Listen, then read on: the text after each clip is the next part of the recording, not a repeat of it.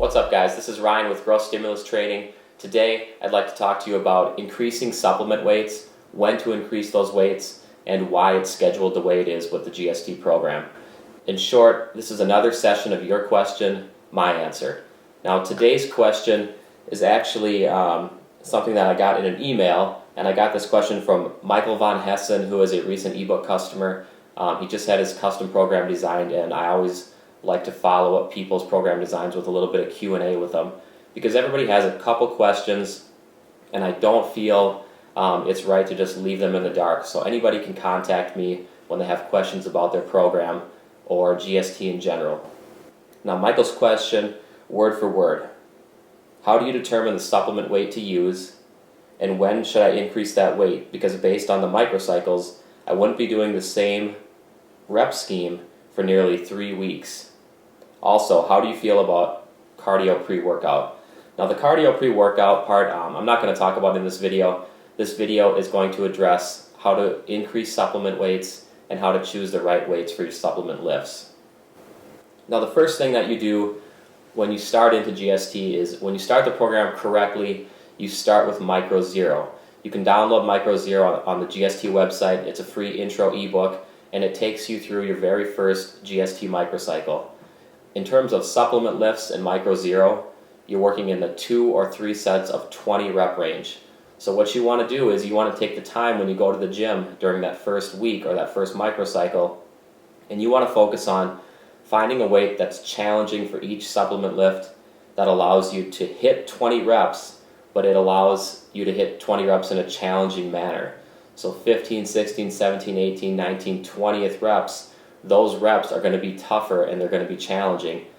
The goal is not to find a rep range or a weight, I should say a weight, in the 20 rep range that challenges you so much that you fail, that you can't get it done. This is your very first microcycle with GST, and you don't want to be pushing things to the extreme already. That's not what it's about. That's not smart training. So the first thing you do, you get in the gym and you find your weights for each supplement lift that allows for a tough 20 reps. Now you have your baseline at this point.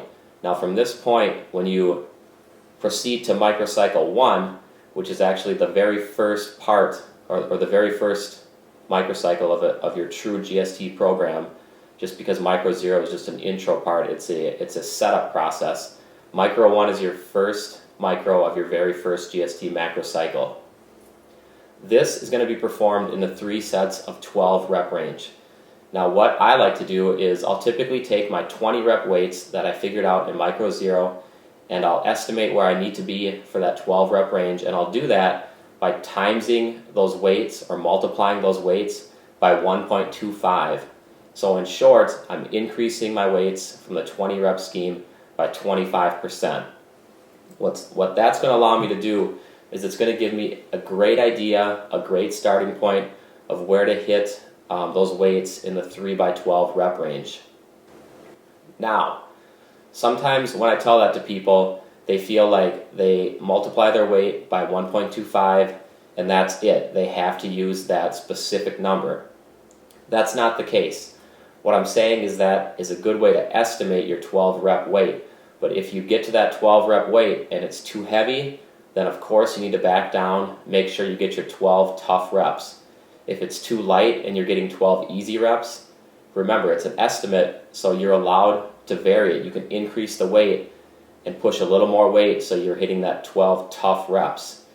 So the main point of that last little concept there is that when you do multiply the 20 rep weights by 1.25 and you get those numbers, those are starting points, and then you make those smaller adjustments around those starting points. Now, we know that there are 3 set rep schemes for the GST supplement lifts. The 3rd set rep scheme is going to be 4 sets of 5 reps. Now, again, the easiest way to do this, I like to take my 12 rep weights that I used, not the 20, take the 12 rep weight and multiply it again by 1.25, or an increase of 25%. Those two are the same thing. To increase something by 25%, just multiply it by 1.25. Now the same rule will apply.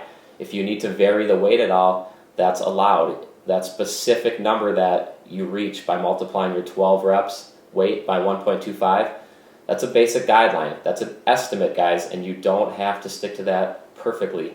You can be a little bit lower if it's a little bit tough, or you can raise it up if it's a little bit easy to start with. All in all, when you're running your very first time through each supplement lift set rep scheme, it's basically an experiment. You're trying out new rep ranges, new exercises, new weights, and essentially all you're doing is you're just setting your baselines. So when you're setting your baselines, these are the numbers that you're going to progressively overload as time goes by and you hit those supplement set rep schemes time after time after time. And then every time you make those small conservative increases that push the progressive overload concept. It brings that concept into play and it keeps it present in your training. And that is what is going to make you grow.